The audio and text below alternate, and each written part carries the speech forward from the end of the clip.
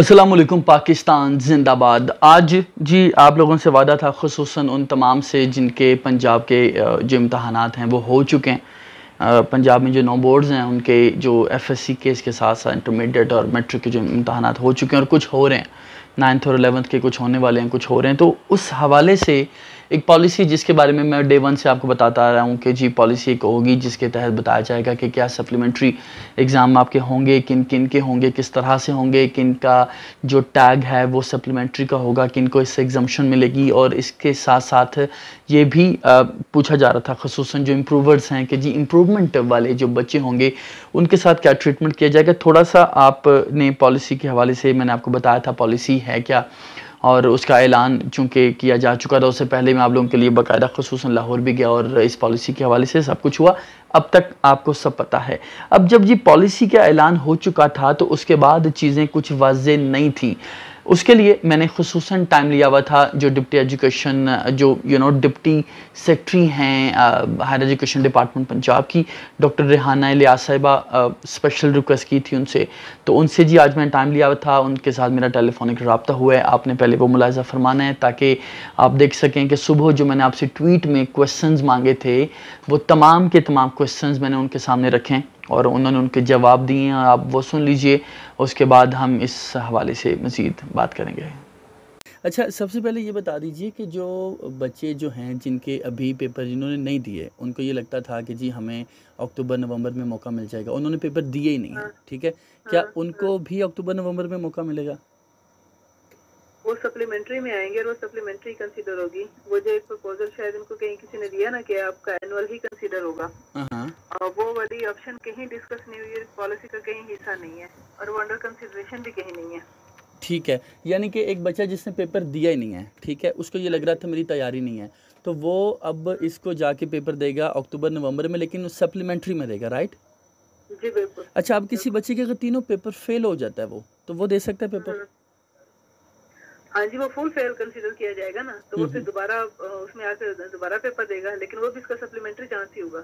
अच्छा, यानी कि वो उसको नेक्स्ट ईयर अप्लाई करने की जरूरत नहीं पड़ेगी, उसको ये नवंबर में मौका मिलेगा सप्लीमेंट्री में, राइट?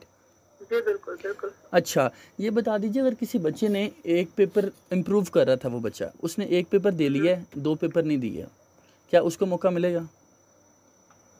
एक पेपर उसने दे लिया और 2 नहीं दिए। हाँ जी। तो इस के मुताबिक मेरा ख्याल है कि वो बाकी के 2 पेपर दे सकता है, यानी कि उसको इम्प्रूवमेंट का मौका मिलेगा बाकी के 2 पेपर देने का। अच्छा मैडम, ये जो होने हैं आपके सप्लीमेंट्री एग्जाम्स वैसे बेसिकली होने कब हैं? ये होने कब हैं, अक्टूबर में, सितंबर में? अभी पीबीसीसी ने कोई डेट अनाउंस नहीं की, क्योंकि अभी तो देखें 12 अगस्त से तो फर्स्ट स्टेज शुरू हो रही है और उसके खत्म होने के फौरन बाद 9th क्लास शुरू होगी। ठीक है, वो खत्म हो जाएगी तो उसके बाद फिर सप्लीमेंट्री शुरू होगी। अच्छा, जो बच्चे इम्प्रूव कर रहे थे पेपर्स उन्होंने इस बार नहीं दिया, तो क्या उनको भी अक्टूबर में मिलेगा chance? This I am not sure. इसमें जो दिया हुआ है appearing for marks improvement in part 2 और part 1 marks improvement part 2 appearing for marks improvement subject by excepting compulsory subject, इन सबको इन्होंने एक ही तरीके से डील करना है और वो क्या है, they shall have to pass all the subjects, average marks attend in pass selected subject shall be reflected in compulsory subject, the same marks shall be awarded in part 1। ये इनको जो है ना वो अपीयर होने का चांस कोई नहीं है इनका। देखें ना, appearing for marks improvement in part 2, एक वो है जो पार्ट 1 और पार्ट 2 में अपीयर हो रहे हैं, और एक वो है कि जिन्होंने किसी इलेक्टिव सब्जेक्ट का देना था, सारों के लिए ये है कि इनके एवरेज मार्क्स उनको दिए जाएंगे। ठीक है, पासिंग सब्जेक्ट है उनके एवरेज मार्क्स उनको अवार्ड कर देंगे, इनको अगर चांस नहीं दे रहे वो, इनको दोबारा चांस नहीं मिलेगा बैठने का। जी बिल्कुल। अच्छा मैडम, ये तमाम तर बच्चों के रिजल्ट कार्ड पे सप्लीमेंट्री लिखा होगा? जो सप्लीमेंट्री में अपीयर होंगे उन पर सप्लीमेंट्री ही लिखा हुआ होगा। अच्छा, तो जो सेकंड एनुअल जैसे लिखा जाता है ना? जी, तो वो जो यूनिवर्सिटीज़ हैं, यूनिवर्सिटीज़ के साथ आपकी कोई बात हुई है कि वो किस तरह मेक श्योर करेंगे कि बच्चों का साल ज़ाया ना हो? अभी तक ऐसी कोई बात नहीं हुई। फॉर एग्जांपल अगर यूनिवर्सिटीज़ बच्चे, अगर ये जो बच्चे हैं ये जो सफ़र कर रहे हैं कोविड की वजह से, या अगर अक्टूबर में पेपर्स देते हैं, तो क्या इनको चांस मिलेगा इसी साल यूनिवर्सिटी में एडमिशन लेने का, या इनका फिर साल ज़ाया हो जाएगा? ये टेकअप किया जाना चाहिए, लेकिन सो फार किसी ने टेकअप किया नहीं। लास्ट ईयर जब मैं सेक्रेटरी पीबीसीसी थी तो हमने तो टेकअप कर लिया था, एक रिक्वेस्ट लिख के भेजी थी एचईडी को और उनसे कहा था कि फिर चेयरमैन पीएचईसी को बिठा के और कुछ वाइस चांसलर को बिठा के सेक्रेटरी साहब ने डिसीजन ले लिया। उस वक्त गुमन साहब थे सेक्रेटरी, स्पेशल सेक्रेटरी यही वाले थे हमारे, ठीक है। तो उन्होंने उनके साथ डिस्कशन कर ली थी, लेकिन अभी तक पीबीसीसी की तरफ से ऐसी कोई बात मूव हुई नहीं है मुझे।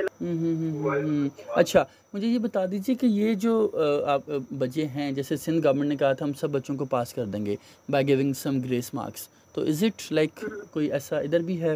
नहीं, हमारे यहाँ कुछ नहीं सिंध में तो देखे ना जी।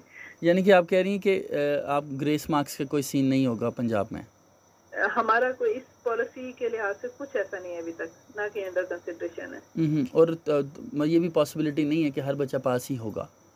हाँ जी, बिल्कुल बिल्कुल। ठीक है। अच्छा मैडम, ये जो 9th और 11th का कोई है इस हवाले से कोई प्रपोजल अभी तक? बिकॉज़ बच्चों को ये लग रहा है कि चूँकि पहले इन्होंने 9th और 11th वालों को लास्ट ईयर चांस मिला था, तो ज़ाहिर है it was a new thing, तो एक मैकेनिज़्म तो बन गया, तो क्या उसी में बच्चों को इनको भी रिलीफ मिल सकता है?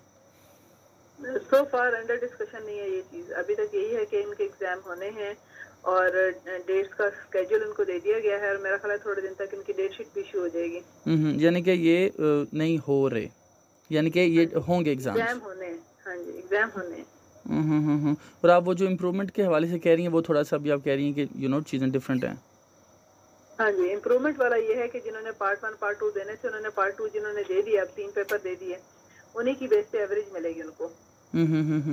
अच्छा मैडम, अगर किसी बच्चे ने अभी आई एम सॉरी मैं बहुत से क्वेश्चंस कर रहा हूँ, अच्छा अगर किसी बच्चे ने अभी पेपर दिए हैं, लाइक उसके पेपर अच्छे नहीं हुए तीनों, या उसका एक पेपर अच्छा नहीं हुआ, तो उसको जो चांस, जो फर्स्ट टाइम दे रहा है उसको चांस मिलेगा अक्टूबर में, वो सप्लीमेंट्री में वो पेपर दे सकता है, राइट? जी। अच्छा, और जो बच्चा इस बार इम्प्रूव कर रहा है, क्या उसको भी चांस मिलेगा या उसको गलबा नहीं मिलेगा? देखिए, जो बच्चा इम्प्रूव कर रहा था उसने सेकेंड ईयर का पेपर दे दिया ना जी जी, तो उसी के बेस पे उसको एवरेज मिलनी है, उसको फर्दर चांस नहीं है। इम्प्रूवमेंट वाला चांस एक ही होता है। अच्छा, यानी कि इम्प्रूवमेंट के 2 चांस नहीं होते, इम्प्रूवमेंट का एक ही चांस होता है, वो उसने अवेल कर लिया, अब इसी की बेस पे उसको एवरेज मिल जाएगी पार्ट 1 में। ठीक है। कि अगर एक बच्चा है उसने उसका वो एक पेपर में फेल हुआ है, बाकी 2 में नहीं हुआ, तो वो कितने पेपर देगा दोबारा?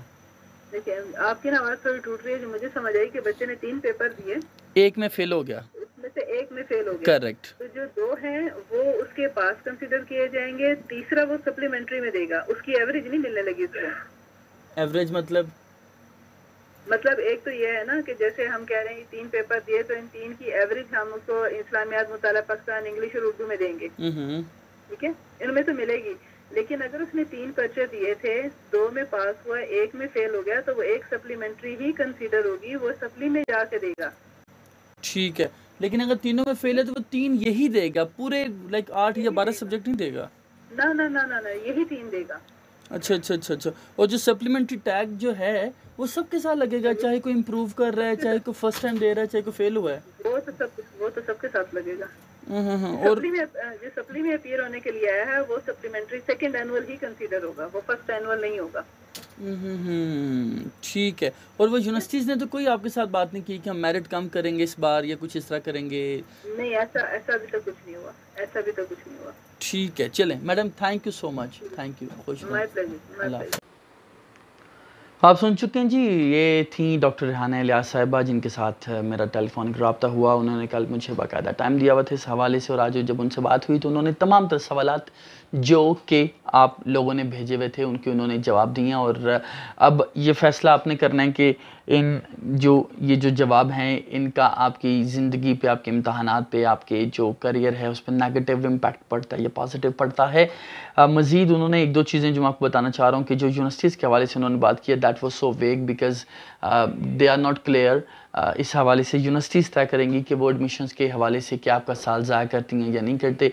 और इस हवाले से हम कोशिश करेंगे कि HEC चेयरमैन के साथ 1-2 रोज़ में बात हो सके, ताकि हमें ये भी क्लियर हो सके कि यूनिवर्सिटीज़ जो हैं वो क्या एडमिशन्स नवंबर-अक्टूबर के बाद दोबारा से खोलने जा रही हैं, ताकि बच्चों का जो साल ज़ाया होने जा रहा है, जिसका ख़दशा है, वो साल ज़ाया होने से बचे। आखिर में ये बता दूं कि शफ़क़त महमूद साहब जो हैं वो वापस आ चुके हैं और 9th और 11th के जो एग्ज़ाम्स हैं, जो मुझे अब तक पता चला, जो मैंने मुख्तलिफ़ लोगों से बात की है, उनका अब बाकायदा शफ़क़त साहब जो मीटिंग है वो करेंगे, उसमें फ़ैसला होगा। लेकिन मैं हमेशा ये कहता आया हूँ कि तैयारी जो है वो सबसे इम्पॉर्टेंट है, और अगर आप किसी चीज़ का इंतज़ार भी करना चाहते हैं तो बजाय फ़ारिग बैठकर, वेले बैठकर, बजाय गॉसिप्स और इधर उधर के काम करते हुए इंतज़ार करने से बेहतर है कि आप तैयारी करते हुए, किताब खोलते हुए इंतज़ार करें। और अगर कोई इस तरह की खुशखबरी आ जाती है तो आपको किताब खोले खोले उसकी खुशखबरी का पता चल जाएगा, तो आप दोबारा से किताब बंद करके you can go back to fun. तो इट्स नॉट एन इशू। तो जी, thank you so very much हमेशा की तरह। और अगर मज़ीद आप लोगों के कुछ क्वेश्चंस हैं तो you can let me know in the comments on the Twitter. आप लोगों की मैं एक्सेस में हूँ clearly on WhatsApp, on even calls, तो you guys can let me know. तो मैं उनसे डायरेक्टली मज़ीद अगर आपके क्वेश्चंस होंगे तो I can ask her directly. Thank you so much.